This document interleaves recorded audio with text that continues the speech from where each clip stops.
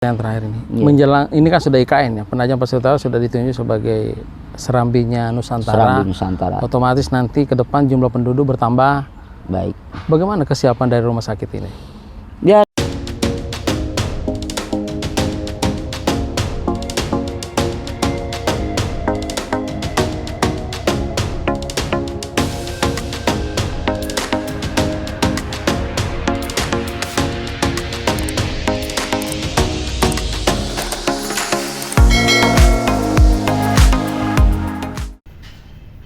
Assalamualaikum warahmatullahi wabarakatuh. Selamat pagi. Hari ini kita melanjutkan podcast lagi bersama SP Daily. Kali ini bersama saya dengan Direktur Rumah Sakit Ratu Aji Putri Botung, Penajam Pasir Utara. Beliau adalah Dr. Lukas. Ya, banyak hal yang harus saya tanyakan hari ini. Apalagi nih Penajam Pasir Utara menuju ibu kota negara, otomatis jumlah pasien akan meningkat ya dok ya, termasuk fasilitas yang saat ini masih menurut informasi yang dapat masih banyak kekurangan, terutama ya banyak hal lah nanti kita bahas. Gimana hari ini dok? Alhamdulillah kabarnya? Baik Ya. Saya menyapa dulu Ya. Assalamualaikum warahmatullahi wabarakatuh. Selamat siang dan salam sejahtera untuk kita semua. Saya kabar Taka, pengikut setia apa ini? SP Daily. SP Daily ya. Terima kasih atas waktu yang kesempatan yang diberikan kepada saya ini, Bang Samir. Iya. Ini kayaknya lagi sibuk ini. Wah, ini sibuk semua nih. Iya. Rata-rata sibuk semua karena dengan ketersemangatan oleh pimpinan daerah kita yang seperti kita ketahui luar biasa ini. Iya. Nah, kita harus bisa bersinergi, harus bisa mengikuti itu. Apa aja yang selama ini yang sekarang lagi pembenahan ini di rumah sakit ini? Pembenahan saat ini tentunya kita tetap berfokus, core bisnis kita adalah pelayanan publik langsung, khususnya di bidang kesehatan. Tentunya pembenahan mulai dari sisi SDM dengan pelatihan-pelatihan, kemudian workshop dan sebagainya untuk peningkatan daripada kualitas SDM kita. Kemudian dari sisi sarana prasarana tentunya kita masih harus banyak yang dibenahi, khususnya untuk alat kesehatan. Saat ini kami menurut data Aspak itu masih di angka sekitar 69% dari keterstandardan kelas C. Nah, seperti itu. Sehingga masih ada yang harus kita penuhi untuk bisa memenuhi 100% sesuai dengan standar kelas C. Apa aja itu dok? Ya baik dari sisi prasarana ya gedung ya, seperti saat ini kita ketahui bahwa saat ini kita kekurangan klinik rawat jalan. Ya, kemudian kita sedangkan dokter spesialis kita saat ini sudah ada 31 dokter spesialis. Apa aja itu? Bahkan sudah ada yang saat ini mengikuti pendidikan subspesialis. Nah, seperti itu. Ada Dr. Robinson Manurung, spesialis penyakit dalam. Saat ini sedang mengambil subspesialisasi ginjal dan hipertensi. Nah, untuk pasien-pasien untuk pelayanan hemodialisis kita. Itu seperti itu. Spesialis kita sudah mulai dari spesialis anak, kemudian bedah, THT, jantung, mata, paru, bedah mulut, kemudian apa ya, THT sudah ya, THT, kandungan ya. Kita sudah hampir lengkap. Berarti hampir lengkap. Ya, kita memang untuk bedah kita masih belum punya dokter spesialis ortopedi ya. Nah, termasuk ini yang menjadi kendala. Kalau yang lamar banyak. Iya. Tetapi karena ruang operasi, keterbatasan daripada ruang operasi kita yang hanya ada 3. Dengan rata-rata kalau tidak salah, mohon maaf, dalam 2 minggu itu operasi kita hampir 150. Tentunya kalau kita nambah lagi dokter spesialis tersebut, tentunya yang kita takutkan adalah antrian operasinya akan semakin panjang, yang tentunya nanti malah menimbulkan keluhan yang lain. Maka tadi disampaikan dalam hal ini sarana prasarana kita banyak sekali yang masih harus kita tingkatkan.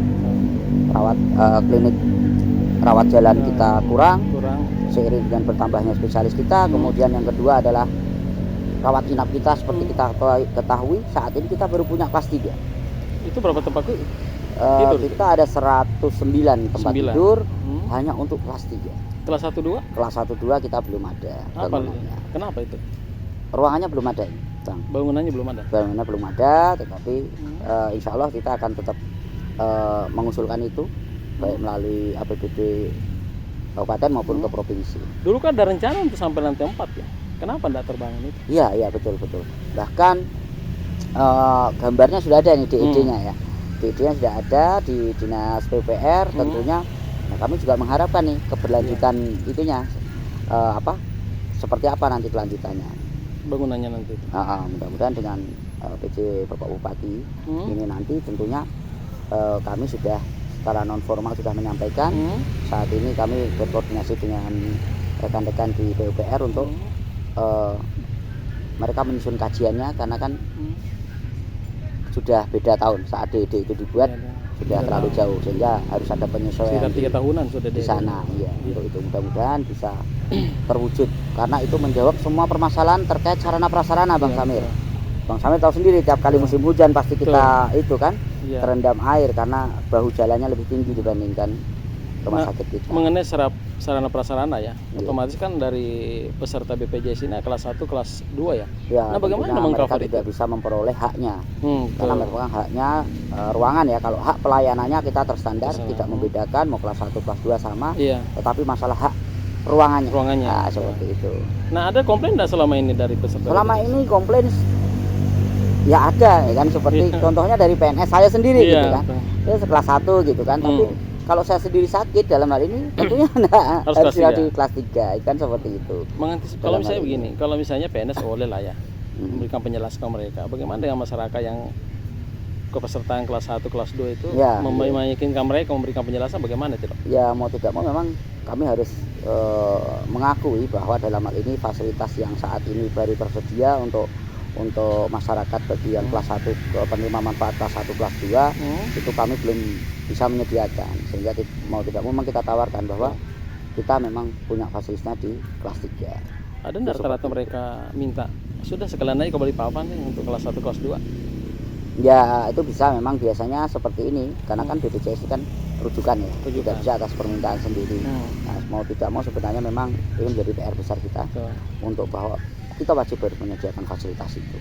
Apakah ada dokter merasa bahwa ini rumah sakit bukan skala prioritas dong dari pemerintah? Kenapa sih ini pelayanan dasar ya bagi masyarakat? Kenapa tidak prioritaskan untuk membangun? Ya saya rasa untuk skala prioritas itu kan amanah ya. Amanah daripada undang-undang di mana pendidikan dan kesehatan tentunya menjadi pelayanan dasar yang harus dipenuhi dengan persentase yang sudah ditentukan, 20 dan 10% untuk 20 untuk pendidikan, 20% untuk kesehatan. Nah, kita akan melihat itu, cuman jangan lupa juga bahwa dalam hal ini rumah sakit kita ini juga sudah berbentuk badan layanan umum daerah, yang dimana diharapkan oleh pemerintah kita tingkat kemandiriannya itu makin lama makin kuat, sehingga tingkat ketergantungan kita dengan APBD diharapkan juga makin mengecil. Sekarang berapa sih porsinya APBD dengan ini? Porsi APBD sekarang berapa? Kalau porsi APBD kan tetap mengikuti ini ya aturan ya. Saya rasa tetap 10% bidang kesehatan, cuman kan terbagi dinas kesehatan, puskesmas. Nah, sekarang tiap tahun berapa? Tahun ini berapa dapat anggaran? Kami tahun ini untuk di murni itu sekitar 112 miliar. Termasuk untuk fisik. Kami pengembangan tidak termasuk untuk belanja modal ya. Belanja modal. Pengembangan di sana termasuk juga BLU yang ada di situ, masuk di situ. Kemudian di perubahan ini kami juga bertambah kurang lebih sekitar 13 miliar gitu untuk pengembangan, dalam hal ini untuk pemberian alat-alat kesehatan. Ya. Kalau melihat perkembangan terus-menerus ini kan sudah 20 tahun lebih ya. Pelayanan rumah sakit ini. Masih ada komplain dari masyarakat bahwa berharap mereka itu rumah sakit kita ini rumah sakit rujukan, bukan rumah sakit perujuk. Tapi selama ini kesannya masih ada seperti itu ya?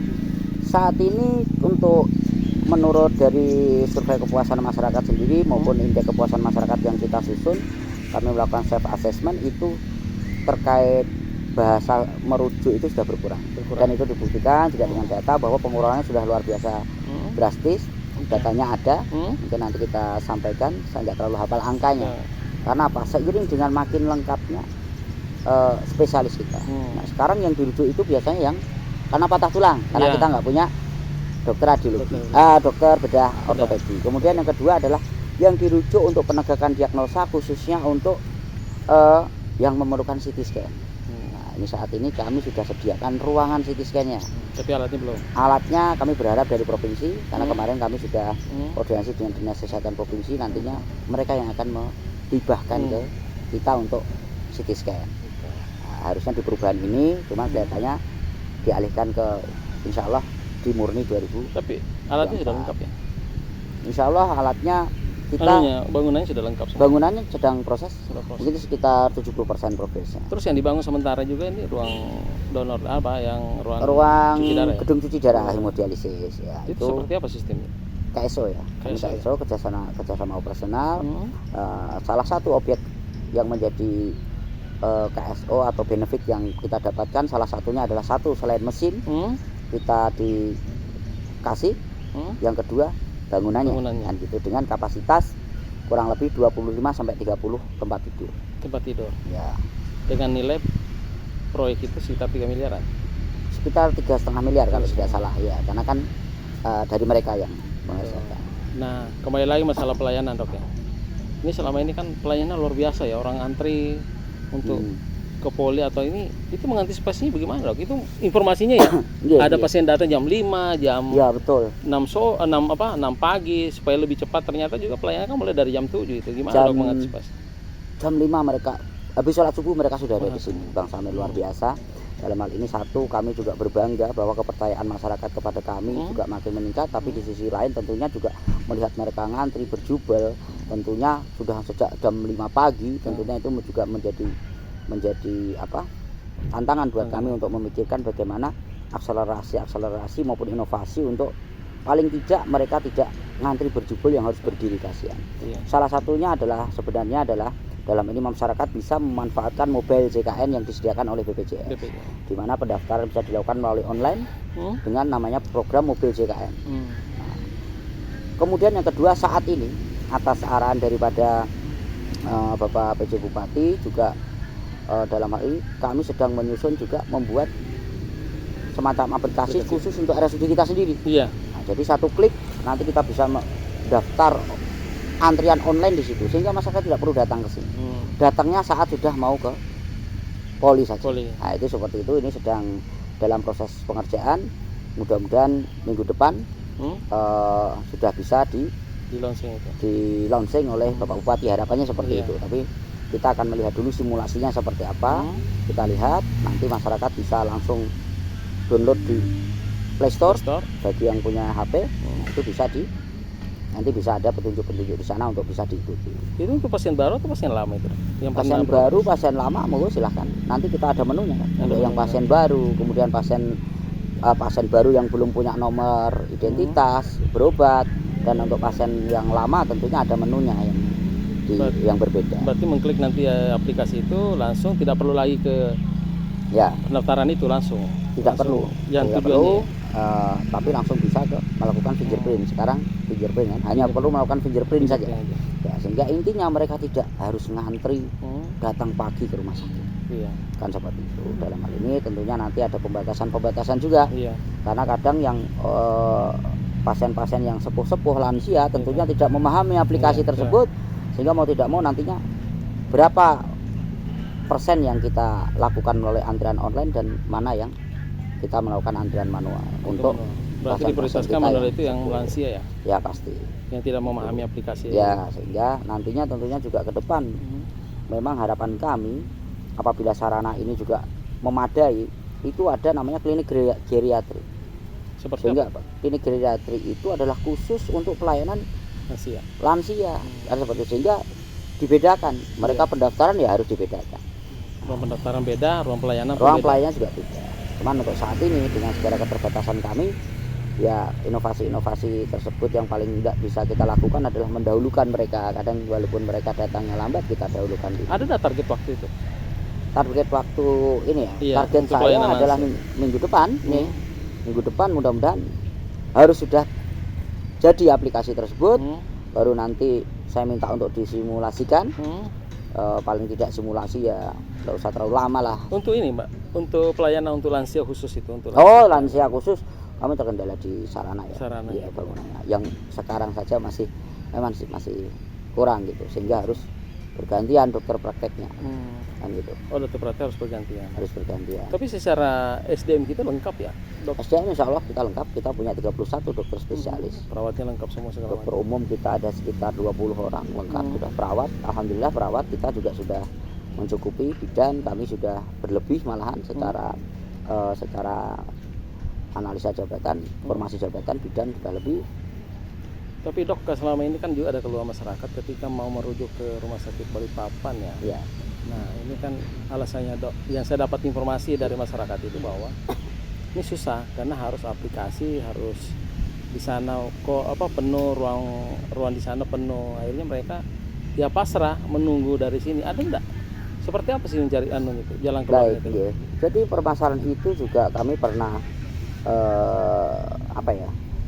rapat dengar pendapat ya dengan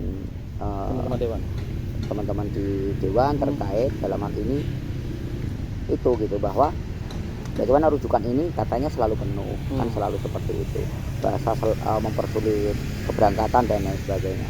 Padahal sebenarnya aplikasi itu disusun kemudian dibuat oleh kementerian dalam hal ini itu adalah untuk mempermudah proses komunikasi terkait untuk transfer of knowledge atau sharing pengetahuan sebelum pasien dirujuk, untuk menggambarkan keadaan pasien yang mau dikirim seperti apa. Sehingga rumah sakit yang dituju itu sudah siap menyediakan SDM-nya, siapa yang harus dilibatkan dikala pasien nanti datang. Misalnya pasien dengan cedera kepala, oh berarti saya harus ada standby di sana dokter spesialis saraf ataupun bedah saraf. Nah, seperti itu. Yang kedua terkait ketersediaan ruangan. Nah, biasanya yang kami rujuk untuk kasus-kasus kecelakaan, patah tulang, kemudian yang kami rujuk juga karena yang membutuhkan ICU, terutama ICU yang untuk picu-nicu, ICU untuk anak-anak dan balita. Itu kita kan belum punya. ICU kita hanya untuk pasien dewasa dan itu pun hanya 4 bed. Nah, sedangkan hampir di semua rumah sakit juga kapasitas ICU-nya rumah sakit ini juga terbatas rumah sakit lain. Nah, kadang yang lambat ada di sana. Nah, sistem ada namanya SISRUTE, sistem rujukan terintegrasi dalam hal ini adalah untuk itu. Sehingga begitu kita ngisi itu tersebar ke semua rumah sakit di seluruh Balikpapan. Kan seperti itu. Atau termasuk di Samarinda. Nah, di situ khusus di rumah sakit kita belum puas menggunakan SISRUTE itu, masih di WA, pakai WA. Kan itu. Ke rumah sakit yang kita pengen tuju yang punya sumber daya. Itu kita WA, belum puas masih ditelepon. Nah, dulu awal-awalnya banyak komplain terkait itu. Sekarang dengan alam ini kita atur bahwa saat melakukan input SISRUTE, kemudian saat melakukan WA kepada rumah sakit yang dituju dan saat melakukan telepon bahwa gimana sudah ada atau belum ruangannya via telepon, untuk melibatkan daripada keluarga pasien, sehingga tidak ada dusta antara kita. Boleh nggak itu kalau misalnya keluarga pasien karena ini belum bisa tembus misalnya ke Balikpapan ya? Boleh keluarga pasien langsung ke Balikpapan nyari tempat kosong di sana? Boleh. Nggak apa-apa, tidak ada masalah kan. Misalnya ada yang sering terjadi malah justru kadang kita seperti itu kan gitu. Karena apa? Kita juga kadang menyadari bahwa mungkin di rumah sakit yang kita tuju ini juga lagi pasiennya banyak nih. Nah, sehingga mereka untuk jawab ini, wah kadang ada pasien ya, seperti itu. Makanya apabila memang ya kita bolehkan dalam hal ini, sekiranya ada keluarganya di rumah sakit yang dituju, silahkan manfaatkan. Atau ada keluarganya yang tinggal di Balikpapan, bisa datang langsung ke sana. Kan seperti itu. Barangkali bahwa mereka memang ada ruangan kosong, tetapi mereka belum mengupload ke sistem, kita bacanya tetap penuh. Nah, itu. Nah, ternyata mungkin misalnya baru ada pasien pulang yang belum diinput oleh petugas sana. Itu bisa saja, tidak ada masalah. Nah, justru kami merasa wah bagus itu gitu kan, kita saling bekerja sama untuk proses percepatan rujukan itu. Yang perlu digarisbawahi oleh masyarakat dalam hal ini bahwa tidak mungkin kami yang menghambat atau memperlambat, karena rujukan ini kan dari kami, justru kami yang memerlukan penanganan lebih lanjut, ya kan seperti itu. Jadi logikanya ya nggak mungkin kami halang-halangi sendiri kan gitu, seperti itu. Ya, yang tadi itu masalah ya, terkait dengan yang rujukan SISRUTE dalam hal ini tadi gimana misalnya keluarga pasien kan, yang mungkin punya keluarga di rumah sakit yang kita tuju, atau ada keluarga pasien yang memang tinggalnya di Balikpapan yang bisa turut membantu datang ke rumah sakit untuk mempertanyakan ada ruangan kosong apa tidak, ya tidak ada masalah buat kami. Karena apa? Dalam rangka tadi percepatan. Yang penting harus disadari dalam hal ini untuk kita semua bahwa tidak mungkin rumah sakit kami yang mau merujuk, kami sendiri yang memperlambat, itu tidak mungkin. Iya, mungkin. Tetapi memang sistem Sisroto itu kami itu seperti itu. Tidak mungkin kami akan mengirim pasien sebelum ada konfirmasi daripada rumah sakit yang dituju. Karena proses rujukan itu ada yang mengirim dan ada yang menerima. Harus itu. Nah, ini yang jangan dilupakan. Jangan sampai kita mengirim karena di sistem mereka belum klik menerima, kita kirim, kita paksakan. Itu takutnya yang kasihan nanti pasiennya. Ya, karena apa? Tidak buru-buru yang harus ditangani karena mereka memang tidak buru-buru menerima juga, karena saya yakin mereka juga sedang ada kesibukan di IGD misalnya mereka seperti itu. Nah dok, ini terakhir ya, pertanyaan terakhir ini. Menjelang ini kan sudah IKN ya, Penajam Pasir Utara sudah ditunjuk sebagai Serambinya Nusantara. Serambi Nusantara. Otomatis nanti ke depan jumlah penduduk bertambah. Baik. Bagaimana kesiapan dari rumah sakit ini? Ya, dari sisi SDM tadi sudah saya sampaikan, saya memotretnya selalu dari itu, dari sisi kesiapan daripada sumber daya kesehatan kita. Insya Allah kita siap bersaing, siap menyambut itu. Nah, karena banyak sekali juga yang perusahaan-perusahaan yang IKN yang MCU-nya ke kita. Dan itu ada beberapa yang MCU ke kita. Kemudian dari sisi sarana prasarana, ya, ini tentunya yang tantangan tersendiri nih, Bang Samir. Nah, karena satu, kita belum punya kelas 1, 2. Nah, tentunya yang kita layani berarti ini yang kelas 3 nih. Yang bos-bosnya belum bisa kita layani di sini. Dan untuk kelas 3, saya tetap nomor 1 prioritas adalah untuk masyarakat PPU.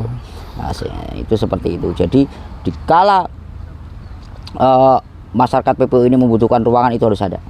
Nah, perusahaan nanti ya. Nah, gitu. Berarti menolak ya? Karena tugas saya tugas utama kami RSUD adalah untuk masyarakat PPU. Berarti menolak pasien yang ada untuk rawat inap, sementara kami belum bisa untuk perusahaan. Jadi karena kami masih keterbatasan rawat jalan, dan karena apa? Keterbatasan ruang rawat inap kami. Karena kami masih prioritas untuk masyarakat. Tapi setiap hari dari perusahaan ada ya? Insya Allah ada, MCU dan berobat jalan ada. Kalau berobat nginap, perusahaan sering nginap ya selama memang ruangan kami rasa. Tapi selama ini banyak sering ditolak ya? Ya, kami ini memang kerjasamanya hanya rawat jalan sama MCU. Belum itu jalan. Seperti itu ya. Belum minap, belum. Secara grafik ini ada peningkatan jumlah pasien enggak setelah IKN? Luar biasa. Luar biasa. Rata-rata saat ini kami di 250 sampai 300 pasien per hari. Per hari. Per hari. Hanya rawat jalan, belum yang IGD. Begitu. Ya, sehingga bisa di angka sampai sekitar 400. 400 IGD hari. juga kita hitung. Untuk sehari itu. Sehari seperti itu. Berarti luar biasa ini ya. Ya, alhamdulillah, berarti peningkatan kepercayaan kan. Berarti lama-lama nanti ini mandiri rumah sakit nanti ini. Ya, yang kita harapkan begitu. Sehingga paling tidak RSUD Ratu Aji Putri Botung bukan hanya menjadi penyumbang masalah, ya kan, dalam tanda kutip, tetapi juga bisa menjadi solusi buat pemerintah kabupaten kita. Oke, pesan terakhir. Pesan terakhir saya itu, dalam hal ini RSUD Ratu Aji Putri Botung dalam hal ini adalah bagian daripada organisasi besar pemerintah Kabupaten Penajam Pasir Utara. Dalam hal ini harus bisa bersinergi dengan apa yang menjadi visi dan misi daripada Kabupaten Penajam Pasir Utara untuk bisa memberikan pelayanan yang terbaik khususnya di bidang kesehatan kepada masyarakat Kabupaten Penajam Pasir Utara. Terima kasih banyak. Demikian banyak hal yang kita simak tadi dari direktur, bahwa masalah sarana prasarana meskipun ruangan belum lengkap, tapi sarana alkesnya sudah siap, SDM-nya sudah siap. Mudah-mudahan ke depan nanti rumah sakit ini bisa menjadi tipe B. Karena apalagi Penajam Pasir Utara sudah menjadi ibu kota negara. Demikian. Assalamualaikum warahmatullahi taala wabarakatuh. Waalaikumsalam warahmatullahi wabarakatuh.